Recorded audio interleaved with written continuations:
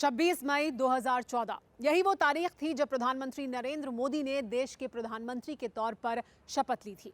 तब से लेकर अब तक देश में आंतरिक सुरक्षा के मुद्दे पर बहुत से अहम कदम उठाए गए हैं। इससे पहले कभी टिफिन बम, कभी साइकिल बम, कभी प्रेशर कुकर बम फटते थे। ना तो 5 सितारा होटल सेफ थे, ना गंगा के घाट।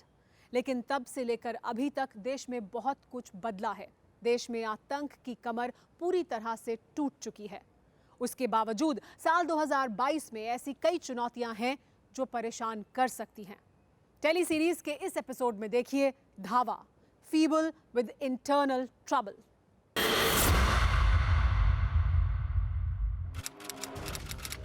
छब्बीस जुलाई 2021 असम मिजोरम बॉर्डर।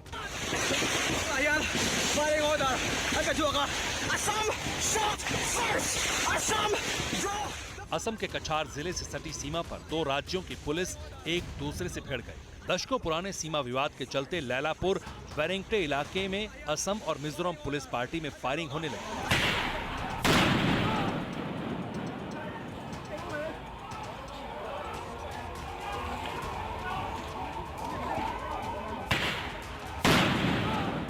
असम पुलिस के 6 जवान जान गंवा बैठे। दोनों ओर से 60 से ज्यादा लोग जख्मी हुए। विवाद इतना बड़ा हो गया कि दोनों राज्यों के सीएम तक एक दूसरे पर जुबानी हमले करने लगे। नॉर्थ ईस्ट को फतेह कर चुकी बीजेपी सरकार के लिए ये विवाद बहुत परेशान करने वाला था।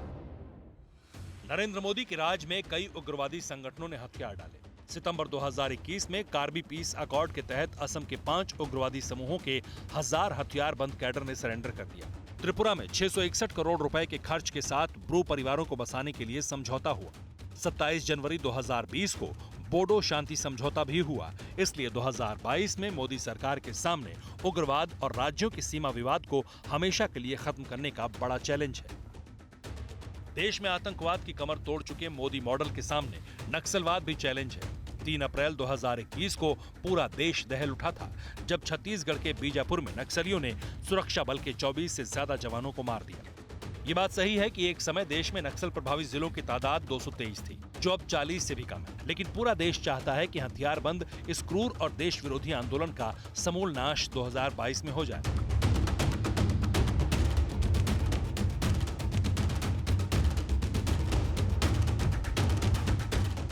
इसी तरह सरकार के सामने देश में फैले ड्रग्स रैकेट को जमींदोज करना भी 2022 में एक बड़ा चैलेंज है।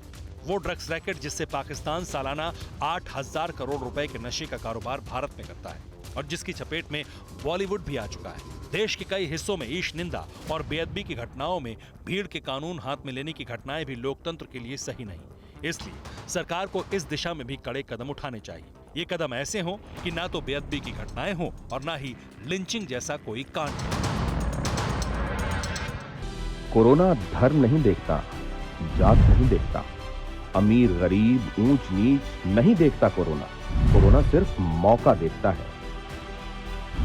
लेकिन आप उसे मौका मत दीजिए। बस इतना कीजिए, जब कभी दफ्तर से, बाजार से घर लौटिए तो इतना ख्याल जरूर रखिए कहीं आपके साथ कोरोना आपके घर तो नहीं जा रहा।